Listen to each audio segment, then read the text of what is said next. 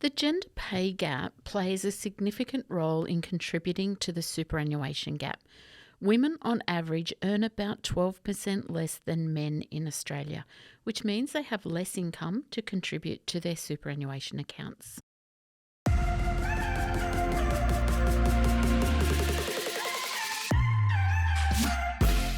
Welcome to Dollars and Dreams, the podcast designed to empower you to take control of your personal and business finance. You know, the very thought of money and finance can often send chills down your spine and stir up fear of the unknown. But let's change that narrative together. Through this podcast, my goal is to not only to provide you with useful information, but also to inspire and motivate you to take action towards your own financial goals. Let's rewrite your money story together. Welcome to today's episode of Dollars and Dreams. In today's podcast, I want to talk about superannuation, and superannuation is something that I'm really passionate about because it is your wages in retirement, and building your superannuation balance while you're working is the greatest key to being able to live the life that you want in retirement, not just the life that you can afford. And you have such few years to build your superannuation that taking control of it is really, really important. Because, of course, our first few years of working, we're establishing ourselves, and then we have a family and all the commitments that go with building your life. And, of course, then all of a sudden, we're retiring. So taking control of your superannuation early on is key to being able to build it. Today's podcast is actually about the super gender gap and the things that we can put in place to build our own superannuation balances, or if it's men listening to this podcast, what you can do to help build your partner's superannuation balance. The gender pay gap is at the heart of the superannuation pay gap. And that's because, as we know, our compulsory super that our employer pays for us is based on our wages. Thankfully, the gender pay gap is closing slightly. As at November 2023, it was now down to 12%. So it's coming down slightly, but it still has an impact. One of the key takeaways that I have for today, which I'll talk about later, is some of the strategies that you can put in place. Now, those strategies are not unique to females or males. It is superannuation across the board. Currently, at the moment, superannuation contributions are invested until you reach your preservation age. And for most of us now, that is the age of 60.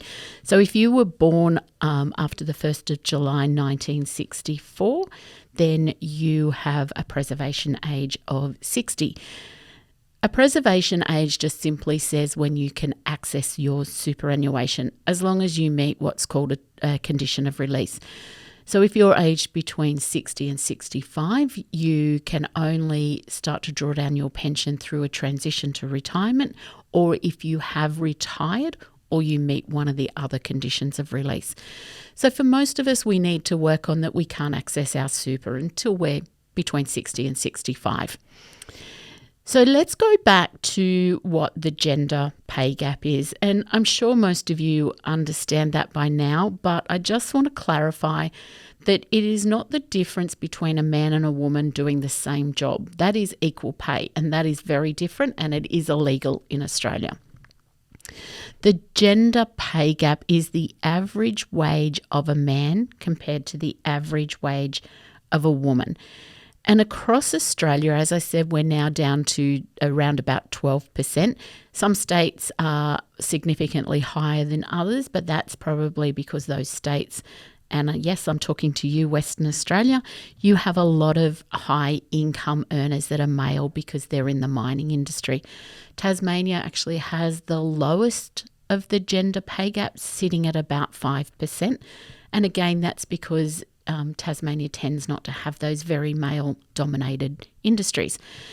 So it's the difference between the average man's wage and the average female's wage. And as I said, in Australia it is 12%, and that's across all industries and all occupations. It's actually up around 21, 22% when you bring in overtime bonuses and things like that. But of course, superannuation is not paid on overtime and bonuses. So the only thing I'm looking at today is the impact that 12% has on our super balances. So just looking at some of the stats that I looked at, so the average male wage a week is $1,744. The average wage for a female is $1,276. So that's a difference of $238 per week on average. Now, if a superannuation at the moment is 11%, so that would equate to $1,361 per year, less going into women's superannuation balances than that of the men. Now, let's say you're a 35-year-old and you are going to work for the next 30 years, so retire at the age of 65. If your superannuation was 1,361 less contributions than your male counterpart, that would mean, assuming that investment earns an interest rate of 6%, if you invested that for 30 years every year, that's an impact on your superannuation fund of just over $114,000. Now, $114,000 in retirement is a lot of money. And that is the impact of the gender pay gap just on our superannuation balances, leaving everything else aside. The impact on the lower wages also means that we have less money to invest, which will give us a passive income in retirement over and above our super. And that, of course, is really important because if you don't meet the condition of release from your super and you want to retire, you need to have some sort of income stream outside of super.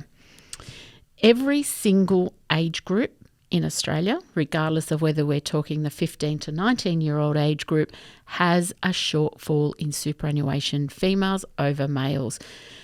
Now, we sort of half expect that the older generation of women, because, they probably haven't worked for as long because of breaks in careers to look after children or elderly parents. But it's quite surprising when you get down to the quite young age group. So the 15 to 24-year-olds has a difference in super of about $1,400. Now, you might think that's not a lot. $1,400 isn't going to make a huge difference.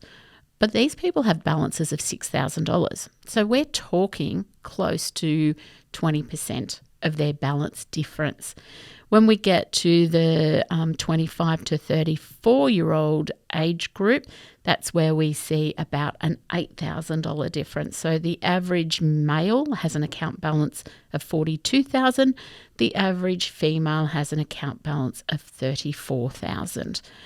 When we get up to the 75-year-olds and older, we have a difference of nearly $70,000.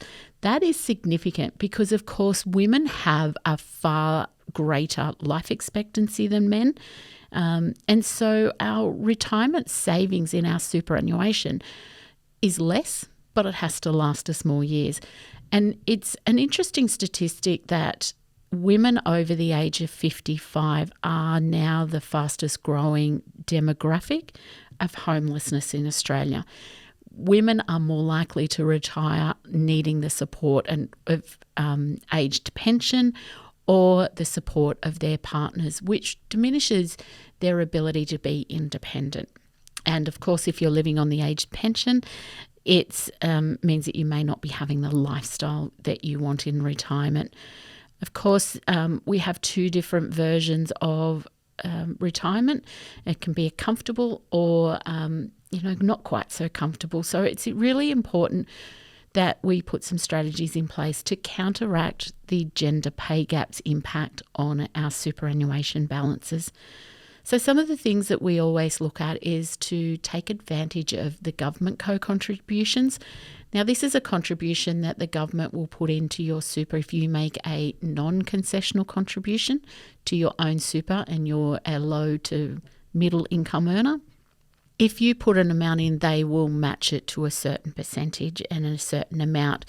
So if you put in $1,000 into your superannuation while you're a stop-at-home parent or you're reduced earnings, so therefore reduced superannuation, that will make a significant difference because the tax office will be putting their contribution in as well. So it's a guaranteed rate of return on your investment. It is a key to counteracting the effects of stopping home with young children. There is also what we call a spouse rebate. So if you're a low income earner, so we're talking the years that you are probably in the middle of child rearing. So if you're a low income earner, your spouse can put a contribution into your super fund and get a tax offset. So if they put up to $3,000 in, they'll get up to $540 as a tax offset.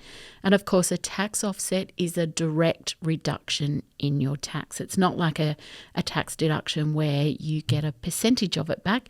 A tax offset, you get it all. So it doesn't create a refund if they've got all of their tax back, but it certainly reduces the tax that they're paying. There's also a strategy around what we call contribution splitting. So your partner can split their concessional contributions, or 85%, because of course 15% has gone to the tax office. So they can split that 85% of their contributions that have gone in as a concessional contribution across to your super fund. In theirs, it can mean that they can get below the there's a period where you can make past contributions, bringing them forward, and that is your balance needs to be below that $500,000. So there's some advantages for the partner that is splitting the contributions as well as the partner that's receiving those split contributions. It's important to remember, though, that if you are the partner splitting your contributions, you don't get to move them to your partners and then get to put in your concessional contributions again. They stay there as a concessional contribution even though you have moved it. The other things that you can look at is salary sacrificing. So if you're a high income earner, so anything above 40,000, you can save yourself half your tax. What I mean by that is once you hit the 40,000 tax bracket, your tax rate is currently 34.5% of every dollar that you earn. Yet superannuation contributions are only taxed at 15%. So if you salary sacrifice into your super, you are going to pay far less tax on your total income. Yes, it's in super and it's locked in super, so you do need to be careful that you're not putting yourself in a financial position where you will not be able to meet your debts and liabilities and be able to live. But there is a happy medium. And of course, if you're paying less tax, you're actually not quite sacrificing the full amount that you would if you had it paid to you in wages. There is a fine line there. You don't want to put yourself in a position where you've paying tax on that contribution in your super fund, but have reduced your taxable income to where it's not a tax advantage. So if you need help with that, reach out to me here at jenrichardson.co, or of course talk to your accountant. They'll be able to help you with how that works. If you have a financial advisor, of course, they can tell you exactly how much to salary sacrifice. It's important that you understand the distinction between what your accountant and what your financial advisor can give you advice on. So your accountant can only give you factual information, and that is for every dollar you put into super, you will save X amount in tax. They cannot tell you how much to put into super. That's the role of a financial advisor. So a financial advisor can look at your whole situation and say you would be better off to put X amount of dollars in. So being very clear on the roles that your accountant and your financial advisor hold for you is such an important part of understanding your own financial situation. So when you are, let's say we're looking at stop-at-home mums and we're not earning any income, as I said, the strategy is to put income in as a co-contribution to get the contribution off the government. Have your partner potentially do a spouse rebate if it's an advantageous situation for them. Or, of course, as I said, the contribution splitting. If you can't afford to do any of those, you still need to make some contribution, because your super fund will continue to pay fees and charges, and that actually reduces your balance. So you've got to at least keep on top of that if you can. The one takeaway that I want to always give everybody when it comes to super is that it is small and regular amounts that will have the greatest of impact. So if you start nice and young from when you first start working, you should start to put, even if it's only $10 or $20 a week away, because compound interest, so that's where interest pays interest on top of interest on top of interest, has the greatest effects of growth from the longer that money is sitting in there. And the small regular contributions to super has a greater impact than the larger contributions later in life. And one of the things that I hear quite often through my client base is that, when I pay off the house, or when I get the kids through school, or whatever it is, when I get through all of that, then I'll start adding more to super. But to counteract the loss of the compounding interest plus the loss of those contributions that could have gone in 10, 20 years earlier, you have to make significantly higher contributions to catch up. And that can be quite difficult because, you get the kids off the hand, you own your house, you're probably traveling, and you have other things that you want to do with your money. So those small regular payments early on in your career is a great way to build your super balance ready for retirement. And one of the things I quite often say to everybody is, I have never heard one of my clients yet say they retired with too much money. So having an account balance in your superannuation that's higher than what you would have normally had gives you the freedom of choice. So the freedom whether you continue working or retire, the freedom of living your life that you want or not living that life and just being able to survive. It also gives you the ability of financial freedom. So you can walk away from a relationship if you aren't happy. You can walk away from an employer if you're not happy. And the salary sacrificing that you can do early on doesn't have a huge impact because, as we know, we lose $20 in lots of things and we just don't notice that. So it will have a less of an impact on your living. And of course, we need to have that happy medium between living life now and saving for life post-retirement. So there's some of the strategies that you can put in place. And as I said, whether it's you as the lower income earner in the family or you as the partner of the lower income earner of the family, you can do both of those things. You can look at it. It's not unique to women or men. It's just that women are caught by the gender pay gap and therefore the gender super gap. So I hope that has given you some strategies of how you can counteract the impact of the gender pay gap on you and give yourself some strategies that you can do for maybe your partner. But it is important to act now because the sooner you start acting, the greater that impact of compound interest is. And you've all heard that saying that the only reason you can sit under a tree in the shade is because somebody planted that tree many years ago. So be the person that plants the seed that grows into a tree ready for your retirement. So that's it for me. If you want to know anything around the strategies that I just talked about, or you're not quite sure whether any of those strategies are the right thing for you, please reach out to me at jenrichardson.co. And for anyone that is interested, I've got my Super Savvy course, which launches on the 4th of March. So that's next week. And if you want to join into that course, there's a link on my website so that you can sign in. It's an 8 self-paced modules where I will go through and teach you how to create a strategy to build your superannuation balance. So you'll find that over on jenrichardson.co. And as I said, we kick off next Monday. So that's it for today. I hope that has helped you grow your super balance or to be that caring partner that is going to help grow your partner's super balance. Okay, so I look forward to seeing you all next week. Bye.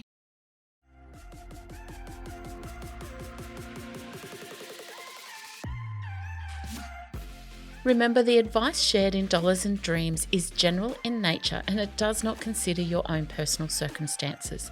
Dollars and Dreams is for educational purposes only and should not be relied upon to make investment or financial decisions.